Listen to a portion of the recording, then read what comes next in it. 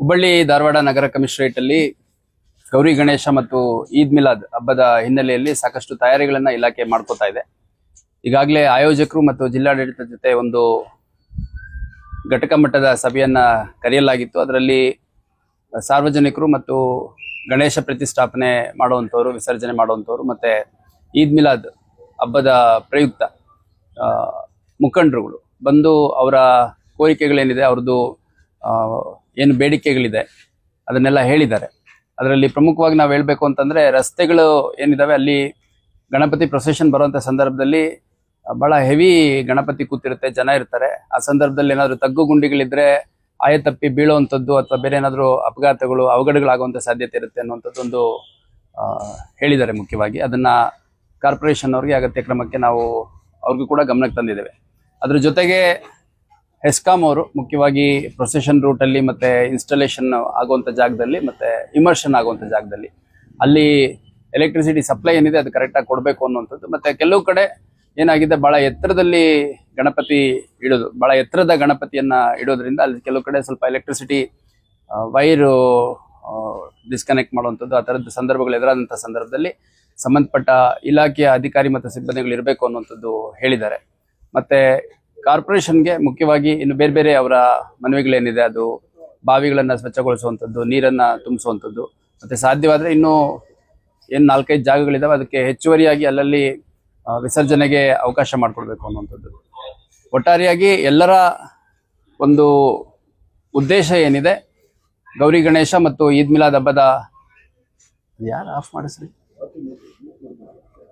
ಗೌರಿ ಗಣೇಶ ಮತ್ತು ಈದ್ ಮಿಲಾದ್ ಹಬ್ಬದ ಆಚರಣೆ ಏನಿದೆ ಸುಸೂತ್ರವಾಗಿ ನಡೀಬೇಕು. ಯಾವುದೇ ಒಂದು ಅಪಘಾತ ಅವಘಡಗಳಿಗೆ ಅವಕಾಶ ಆಗದೆ ಯಾರಿಗೂ ಜೀವಹಾನಿ ಆಗುವಂಥದ್ದಾಗ್ಲಿ ಅಥವಾ ಯಾವುದೋ ಒಂದು ಪ್ರಾಪರ್ಟಿ ನಷ್ಟ ಆಗುವಂಥದ್ದಾಗ್ಲಿ, ಅದೇ ರೀತಿ ಸಾರ್ವಜನಿಕರಿಗೆ ಮುಖ್ಯವಾಗಿ ಹೆಣ್ಮಕ್ಳು, ಮಹಿಳೆಯರು, ವಯಸ್ಸಾದಂಥವ್ರು, ಮಕ್ಕಳು ಎಲ್ಲ ಬಹಳ ದೊಡ್ಡ ಸಂಖ್ಯೆಯಲ್ಲಿ ಬರೋದ್ರಿಂದ ಅವ್ರಿಗೆ ಯಾವ ಸೇಫ್ಟಿ, ಅವರ ಸುರಕ್ಷತೆ ಧಕ್ಕೆ ಆಗದ ರೀತಿಯಲ್ಲಿ ನಮಗೆ ಬಂದೋಬಸ್ತ್ ಒದಗಿಸ್ಕೊಡ್ಬೇಕು ಅನ್ನುವಂಥದ್ದು ಒಂದು ಪ್ರಮುಖ ಅವರ ಬೇಡಿಕೆಗಳಲ್ಲಿ ಒಂದಾಗಿತ್ತು. ಅದನ್ನ ನಮ್ಮ ಇಲಾಖೆ ವತಿಯಿಂದ ಏನ್ ಮಾಡ್ಬೇಕು ಅದನ್ನ ಮಾಡ್ತೀವಿ. ನಮ್ಮ ಘಟಕದಲ್ಲಿ ಸುಮಾರು 2,000ಕ್ಕೂ ಹೆಚ್ಚು ಜನ ಅಧಿಕಾರಿ, ಸಿಬ್ಬಂದಿಗಳು ಮತ್ತೆ ಸ್ಟ್ರೈಕಿಂಗ್ ಪಾರ್ಟಿಗಳು ಇದನ್ನೆಲ್ಲ ಒಳಗೊಂಡಂತೆ ಒಂದು ಸುಸಜ್ಜಿತವಾದ ಬಂದೋಬಸ್ತನ್ನ ಮಾಡಲಾಗುತ್ತೆ. ಹೆಚ್ಚುವರಿಯಾಗಿ ನಾವು KSRP ಇರ್ಬೋದು, ಸ್ಪೆಷಲ್ ಆರ್ಮ್ ಫೋರ್ಸಸ್ ಏನಿದೆ, ಲಾಸ್ಟ್ ಟೈಮ್ RAF ಬಂದಿತ್ತು, ರ್ಯಾಪಿಡ್ ಆಕ್ಷನ್ ಫೋರ್ಸ್ 2 ಕಂಪನಿಯಷ್ಟು ಬಂದಿತ್ತು. ಸೊ ಅದು ಸೇರಿದಂತೆ ಅಗತ್ಯ ದಿನಗಳಲ್ಲಿ ಅಂದ್ರೆ 3ನೇ ದಿನ ಇರ್ಬೋದು, 9ನೇ ದಿನ, 11ನೇ ದಿನ, ಅದೇ ರೀತಿ ಈದ್ ಮಿಲಾದ್ ಯಾವತ್ತಿರುತ್ತೆ ಆ ದಿನ ಹೊರ ಜಿಲ್ಲೆ ಮತ್ತು ಬೆಂಗಳೂರು ನಗರದಿಂದ ಸೇರಿದಂತೆ CID ಸೇರಿದಂತೆ ಬೇರೆ ಬೇರೆ ಘಟಕಗಳಿಂದ ನಮಗೆ ಅಗತ್ಯ ಇರುವಷ್ಟು ಅಧಿಕಾರಿ ಸಿಬ್ಬಂದಿಗಳನ್ನ ಹೆಚ್ಚುವರಿಯಾಗಿ ಕೊಡೋದ್ರ ಬಗ್ಗೆ ನಾವು ಮನವಿಯನ್ನು ಸಲ್ಲಿಸಿದ್ದೇವೆ. ಅದ್ರ ಬಗ್ಗೆ ನಮ್ಮ ಹಿರಿಯ ಅಧಿಕಾರಿಗಳು ಸಭೆಯನ್ನ ನಡೆಸಿ ಒದಗಿಸ್ತೀವಿ ಅನ್ನೋಂಥ ಒಂದು ಮಾತನ್ನ, ಅಂದ್ರೆ ಹಿಂದಿನ ವರ್ಷಗಳಲ್ಲಿ ಯಾವ ರೀತಿ ಒದಗಿಸ್ತಾ ಇದ್ರು ಆ ಥರ ಒದಗಿಸ್ತಾರೆ ಅಂತಂದು ಹೇಳಿದ್ದಾರೆ.